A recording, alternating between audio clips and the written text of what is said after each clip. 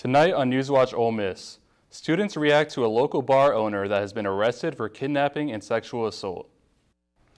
And Mississippi Highway 7 is set to receive a big makeover. Here's a look at your current conditions. It's cloudy with some rain to come. Stay tuned to find out more. NewsWatch Ole Miss starts now.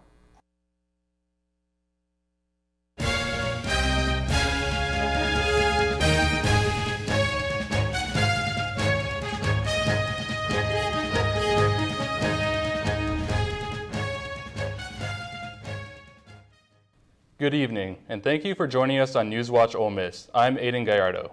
And I'm Annabelle Kinney.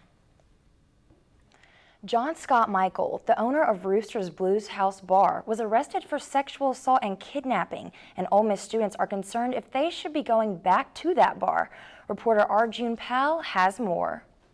Blue Roosters is one of the most popular bars here in Oxford, but the future of the bar is in question since the owner, John Scott Michael, had been arrested for kidnapping and sexual battery. My initial reaction was disgust, a really disheartening feeling for the victim. I wasn't crazy surprised because I have heard stories of him being a little forward with young women, but I mean, it's definitely upsetting that it's happening in a college town. It's crazy to think that anybody would do that, especially like here locally, just given the reputation that Oxford has. So, you don't really think crazy stuff like that happens, but it just goes to show you that, anything can happen anywhere. An unidentified person needed assistance for Oxford police reporting a man sexually assaulted a woman. The woman's name is kept private to protect identity. Most students are worried for their safety now going back to Blue Rooster. If people do choose to go there, it's their choice. Not necessarily if he's there because it is, as a young woman on campus, it is definitely threatening and scary. I'm not a bar person, so I probably want to go back anyway. But as far as my friends, I don't think so. Only time will tell if students are willing to come back to Blue Roosters. With NewsWatch Ole Miss, I'm Arjun Pal. John Scott Michael was arrested yesterday and issued a $50,000 bond, but he was out and back at his bar late last night. Michael is known for hiring underage girls to sell alcohol in his bar, and he even released a fictional book about disappearances and murders of young girls in Lafayette County. We'll keep you updated on this ongoing litigation. You may have noticed crime in Memphis seems to be getting worse.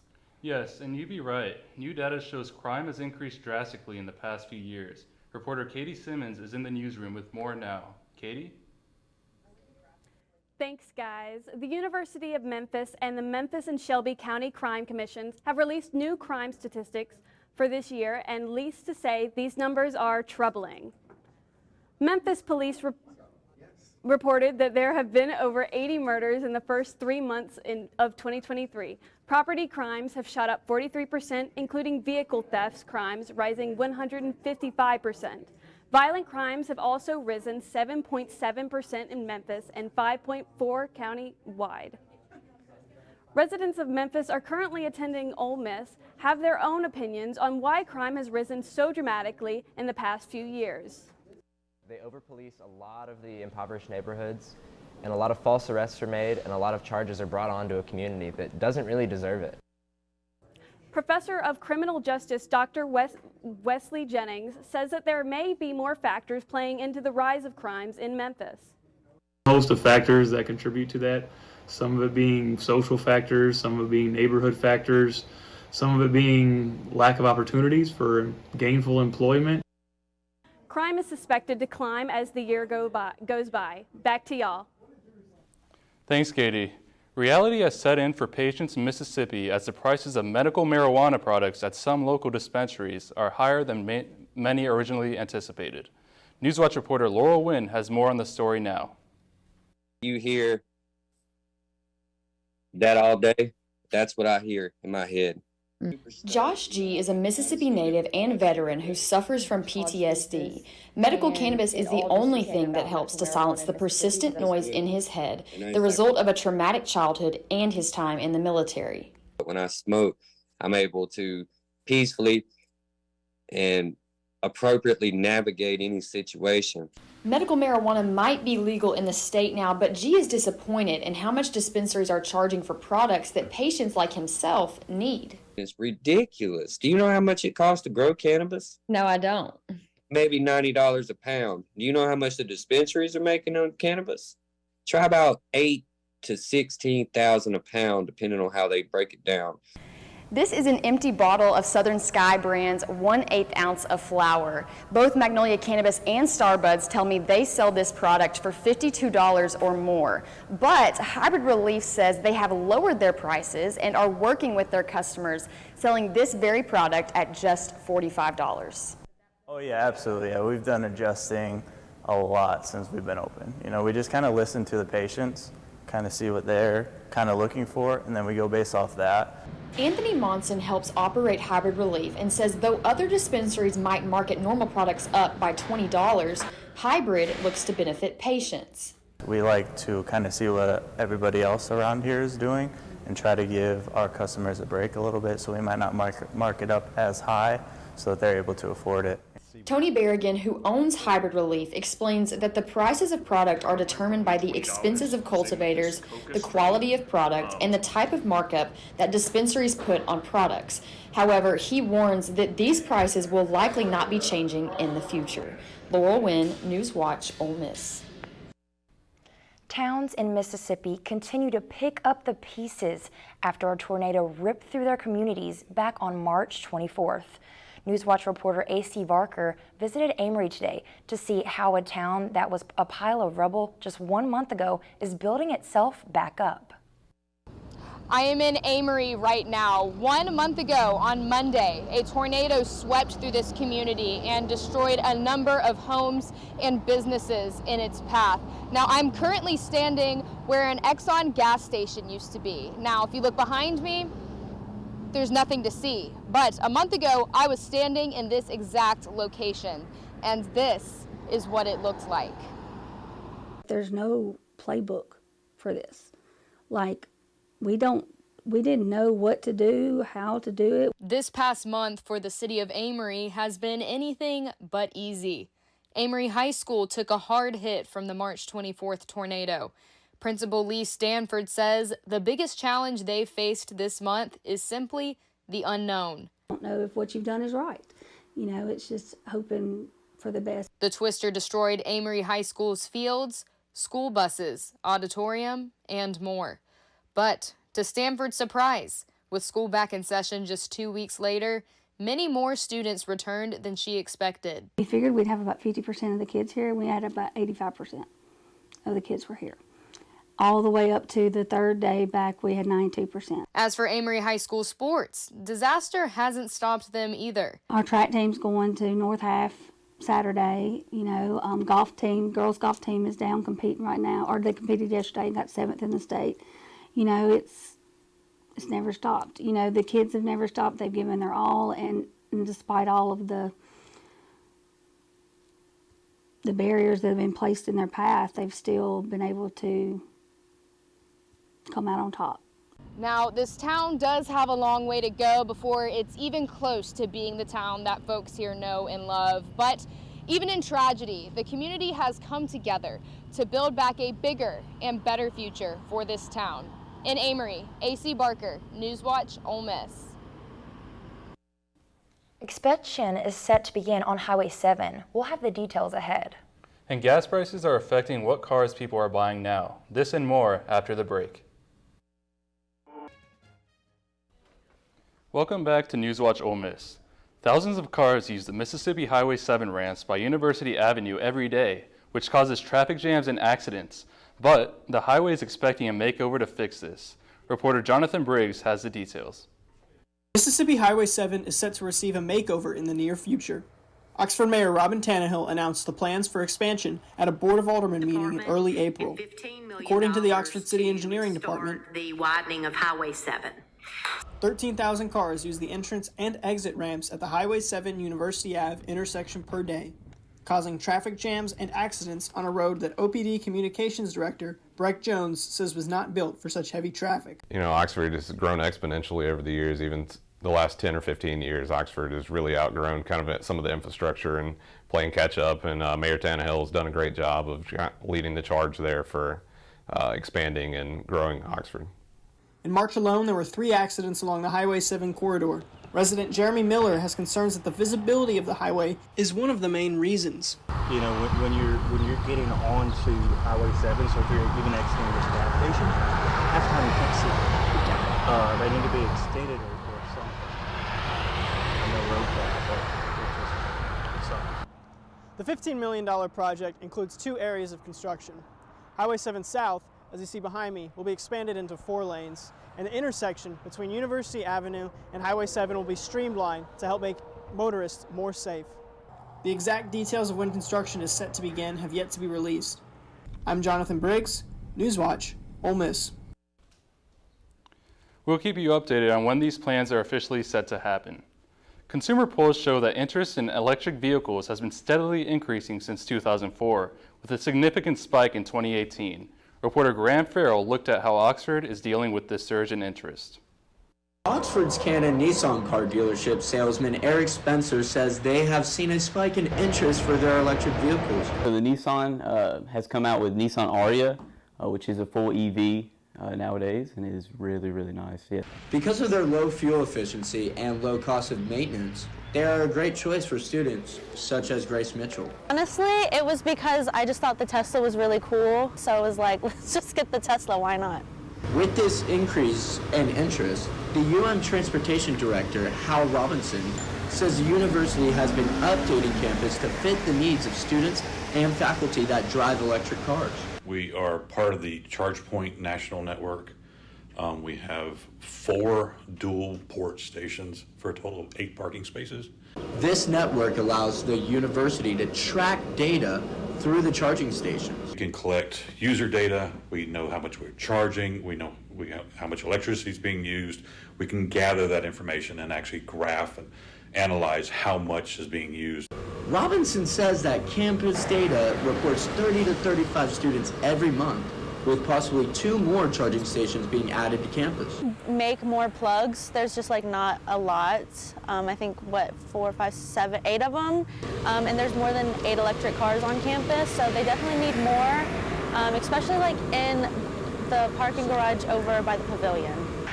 As there is a shift in the vehicle industry, more people are deciding to hang up the gas and switch to electric vehicles. In Oxford, Graham Farrell, NewsWatch Ole Miss. As of right now, you might not see electric cars every time you drive, but in the near future, that could definitely change. And stay tuned, we'll have the latest in weather and sports coming after the break.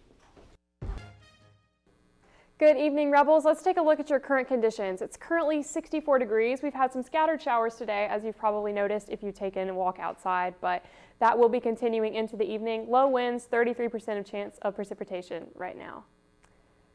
And here we'll take a look at the rest of northern Mississippi. It's been a fairly cool day for this time of year. Low 60s, mid 60s throughout the region.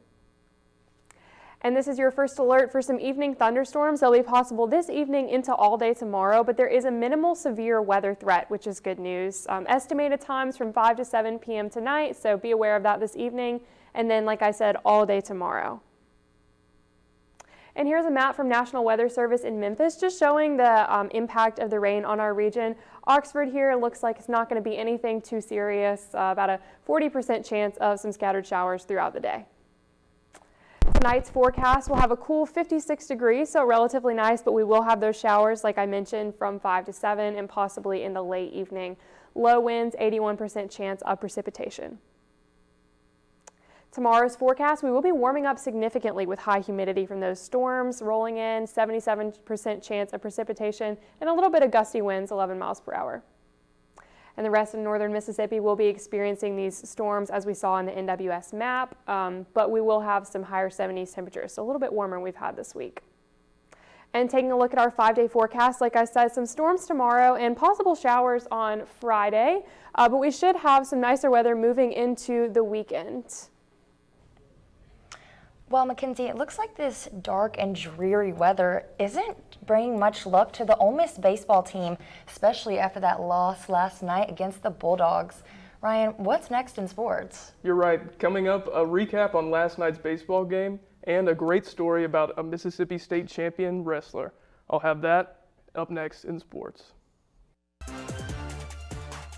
I'm Ryan Vandenbrook. Ole Miss and Mississippi State faced off last night in their final battle of the season against each other, and sadly, the Bulldogs came out on top. Meeting in Pearl, the two teams showed up and showed out, with fans on both sides showing up for the support. State took an early lead and found themselves up by 2 at the end of the 6th inning. By the 7th, Ole Miss scored 1 to bring it to a 1-run deficit. The Rebs had 2 runners on at the end of the 8th, but were not able to capitalize, leaving Mississippi State to take the 2-1 win. The Rebs will be back in action this weekend when they take host Georgia in an SEC series at Swayze Field. Oxford High School started their first year in girls wrestling, and with that, had their first ever female state champion. Reporter DeLaken Crawford has more on the story. With Oxford School District offering a girls wrestling team for the first year, an 8th grader at Oxford Middle School, Nari Jones, won the state championship. Jones competed on February 24th and 25th at St. Andrews in Jackson, Mississippi. I wanted a sport today, and I thought it would be interesting. She says she was drawn to the sport because she wanted a challenge. Knowing that it's not going to be something that's easy, that I'm going to have to work for it, and that I can do great, and that I did do great. Having suffered a knee injury that could have put her out for the season, Jones did not let that stop her. If anything, it made her work harder. At the beginning, I was kind of scared, but I was like, I'm either have to put my all or just not gonna work. Jones's hard work on the mat and her support system is what keeps her so confident when it comes time for competition. I know that I worked hard and that I have a lot of technique and that I should just trust my training. She hardly remembers her state championship match because it was such a bittersweet moment. However, she is looking forward to next season. I know that I need to stay humble and that if I don't, that this next season won't work out for me. She will be competing next year as a high schooler, with the season starting on October 16th. I am DeLaken Crawford, NewsWatch Ole Miss. As an 8th grader, Nari Jones takes home the high school state champion, making her family, her school district, and entire state of Mississippi proud. And that's all I've got for sports. Be sure to tune in to Rebel Watch on Fridays at 5 for coverage on Ole Miss sports and beyond. There are always hidden gems here in Oxford. That's right, and for those looking for a new and unique experience in Oxford this summer, here's reporter Katie Simmons with one now. In Oxford stands an art gallery that many have never gotten the chance to experience. The Oxford Tree Gallery was created around 2008 by artists Vivian and Walter Neal. And we built this space, a studio space for me and office space, and it was overbuilt, and we knew that we would ultimately share it with other artists. The gallery houses a variety of different pieces, including Walter Neal's very own sculptures made in his studio located on the property. To me, my whole life, I've believed that just about anything you do can be art. It depends on your focus and what it does for your soul. How does it make you feel when you do it? And are you making something unique, something that's yours? Walter first came into contact with the art of blacksmithing in the 80s after being inspired by some fellow plumbers who were also welders, and he has gone on to create multiple sculptures that can be found not only in the gallery but around the property as well. You take a piece of metal and change everything about it. Like you can take a piece of 4-inch square, 3 inches long, and make a piece of 1/2-inch square, probably 8 feet long. So you have a lot of latitude dealing with the material. It's a lot like clay, because I did ceramics for a while. And so it was very intriguing. It was magical. Aside from Walter's sculptures, the gallery houses over 40 different artists from around the country year-round. Art can be found in every room in this studio-turned-gallery, from the kitchen to even the bathroom. Well, we joke about our curatorial process, which is Walter and I both have to think it's a good fit. So really, it's just quality of work, variety of work. That's really what we're looking for. Accompanied by her welcome committee of dogs, Vivian heads up the responsibilities of gallery coordinator when she isn't pursuing her passion for painting. I did work for a gallery, or worked in conjunction with a gallery when I was in my early 20s in Jackson. But no, this was not some grand plan, and I don't think I've ever had any sort of grand plan for my life anyway. Aside from the gallery, Vivian encourages visitors to explore the grounds, whether that be by traversing the woodland paths nearby, relaxing on the patio, or by visiting the Rooster Palace. People love it when they come out because they just chill. You know, they always say, you know, oh, I just relaxed when I pulled up the driveway. It's hard to miss the clucking coming from the small building off the gravel road nearby. The lovingly called Rooster Palace homes about 10 chickens and roosters who wander around when able to. Their palace also supplies the property with fresh eggs daily. The Oxford Treehouse Gallery is a location that gifts those willing to make the drive the experience of not only beautiful art, but nature as well. I'm Katie Simmons, NewsWatch. For tonight, from NewsWatch Ole Miss, I'm Aiden Gallardo.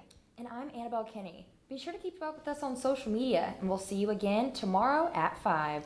Thank you for joining us, and have a great night.